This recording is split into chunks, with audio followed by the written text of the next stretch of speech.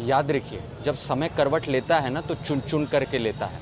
बस ज़रूरत है तो लड़ाई लड़ने की, चाहे सामने कितना भी पावरफुल और शक्तिशाली व्यक्ति क्यों ना खड़ा हो, आपको लड़ाई लड़नी है। इसलिए लड़नी है क्योंकि कानून सबसे बड़ा है और सच सबसे ताकतवर हथियार। जी हाँ, आज एक ऐसे ही मुकदमे में हम गाज़ीपुर आए हुए हैं अपने क्लाइंट के सिलसिले में। जी हाँ, अब इसकी कहानी सुन करके आपको बड़ा दर्दनाक महसूस होगा कि ऐसा भी किसी के साथ हो सकता है, और जो पीड़ित है, जो खुद ही पीड़ित है, उसे कानूनी लड़ाई में भी कितना कुछ सहना पड़ता है, लेकिन तब भी वो लड़ाई अपनी जारी रखे। और हम तत्पश्चात ये प्रयास कर रहे हैं कि हम उसे इंसाफ दिला पाएँ, कार्रवाई कर पाएँ आरोपी के ऊपर।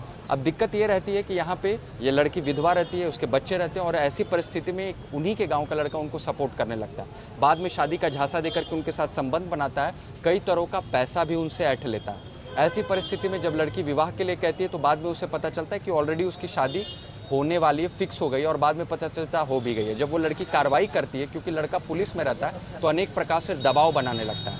अब ये नसीब देखिए कि जब वो लड़की कार्रवाई करने के लिए भी आगे बढ़ती है और एक पीड़ित के साथ इतना कुछ गलत होता है, तो उसका समाज और उसके गांव वाले उसके विरोध हो जाते हैं। वो लड़का अनेक प्रकार से अनेक लोगों के थ्रू उसके गांव में उसे बदनाम करता है, उसे धमकियां देता है कि उसे बर्बाद कर देगा।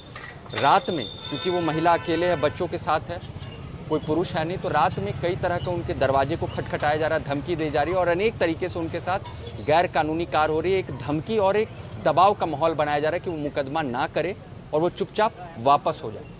ऐसी परिस्थिति में हम सपोर्ट करें, और उसी को देखते हुए हम उच्च अधिकारियों से आज मिलने आए थे कि हम उसे इंसाफ दिला पाए और ये सब परिस्थिति ना हो। एक चीज़ याद रखिए कि जब भी ऐसा कोई मैटर होता है, तो एक लड़की के इमोशंस और भावनाओं का इस्तेमाल किया जाता है। उसको वादा करके उसके साथ इमोशन और भावनाएं जगा करके उसे तोड़ दिया जाता है, उसे बेवकूफ़ बनाया जाता है। अगर ऐसी परिस्थिति में वो कुछ नहीं करती तो वो अंदर ही अंदर टूटने लगती है।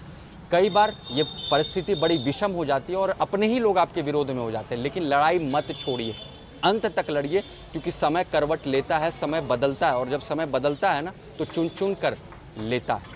और यही पूर्वांचल की भूमि की परंपरा है।